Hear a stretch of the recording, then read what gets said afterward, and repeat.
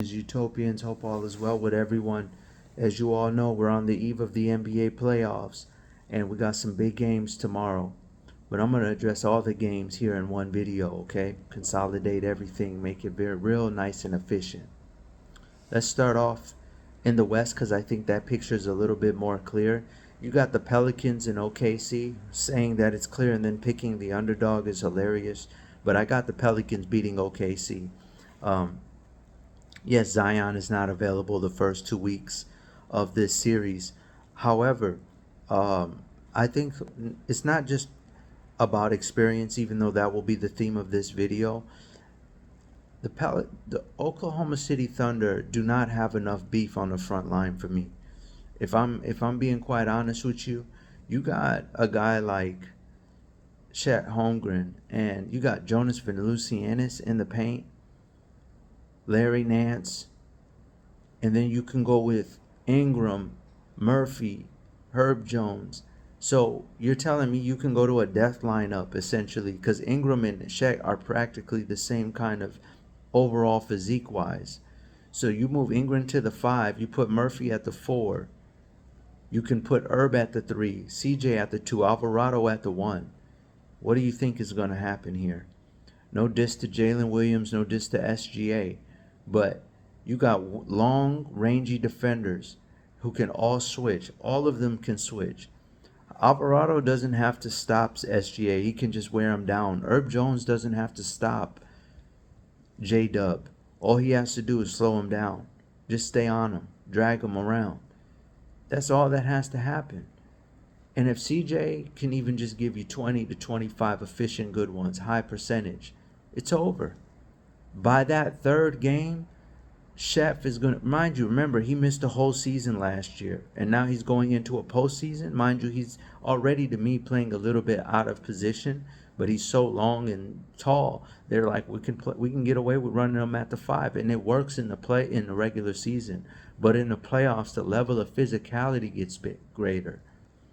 That's why you've seen Caitlin Clark and Zach Edey burn out near the end. If you don't have a squad that can provide, it can get real quickly, your battery can get drained. And I think that's what's going to happen. I got Pelly's beating OKC, ladies and gentlemen. Next one is the Nuggets and Lakers. Listen, nothing has changed. Denver is loaded right now. They're perfect, and they're in every type of perfect timing, okay? There's nothing that the Lakers can do with them. It's very easy. It doesn't take much talking. Porter's got adversity. Jamal Murray feels snubbed once again after this year. Watching Damian Lillard have to go to the Eastern Conference to get some acknowledgement. Boy, oh boy, I feel sorry for him. And Jokic might likely get snubbed because SGA should get MVP. And that's going to light a whole different type of fire. And I'm sorry, but Anthony Davis is having some back spasms. You about to have some more spasms. I don't wish it on you. That's just the way it is. Easy pick. Now the last two get tricky. My only problem right now, let's get to the Mavs and Clippers, is the idea and the reality. We're not going to have either LA team past the first round, but everything is on pace. I don't trust Paul George in the playoffs. I don't like the idea that you have to depend on him to beat the Mavs. I think Luka and Kyrie are ready to take the next step.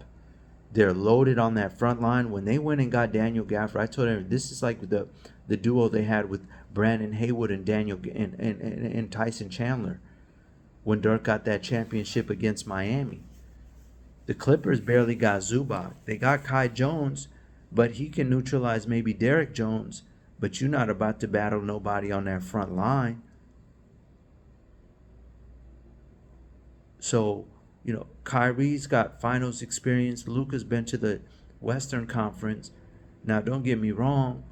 Paul George and they got a wealth of knowledge.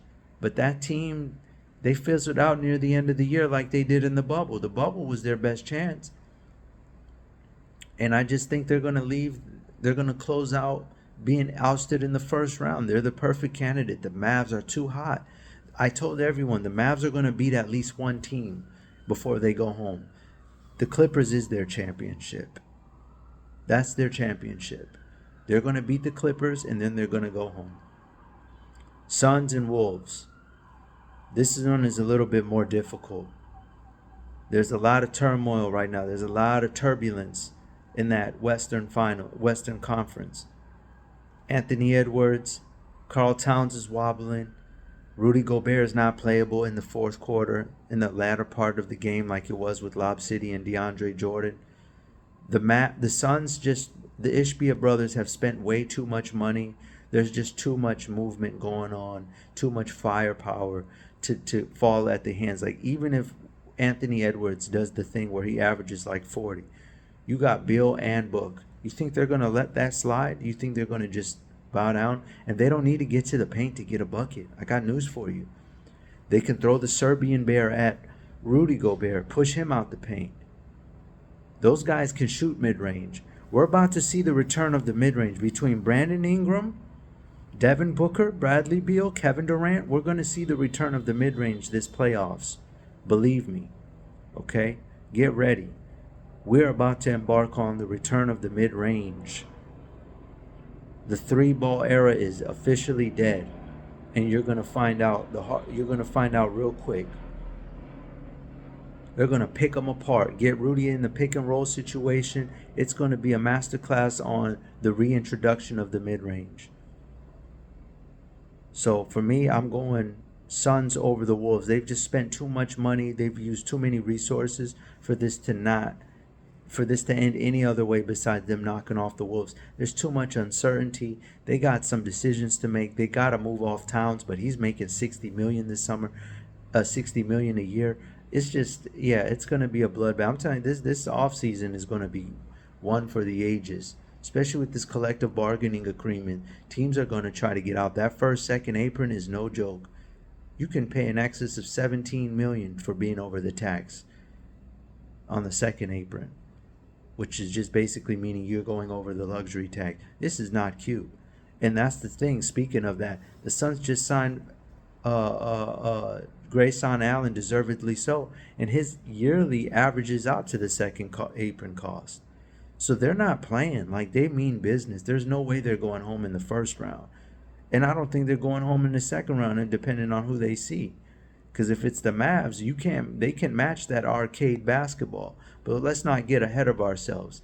My phone is low on memory space, so I'm going to go ahead and close this out. For the record, I didn't even do the Eastern Conference. Boston over Miami. No question, that's a cakewalk. New York got too many bigs for Joel Embiid, so I got them beating Philly. Okay, New York over Philly. Indiana Bucks. I changed my mind at the last second. I got the Bucks beating the Pacers. Ultimately, at the end of the day, I think the Pacers are way too wishy-washy and unpredictable. And when you meet that with another wishy-washy team that's unpredictable like the Bucks, you can't afford to be wishy-washy. Any second guessing, they smell blood, they're going to knock them off. As far as the Cavs and the Magic go, I just think ultimately the Orlando Magic don't have enough shot blocking to stop Donovan Mitchell's penetration, and that's going to open up too much. We're going to see Donovan Mitchell baptize the Orlando Magic. They are going to be here for a long time, but it ain't this year. They're going to be out in the first round. So recap: Heat, Sixers, Bucks, Cavs, OKC, Nuggets. Boston, New York, Bucks, Cavs, Pelicans, Nuggets, Suns, Mavs. Cheers.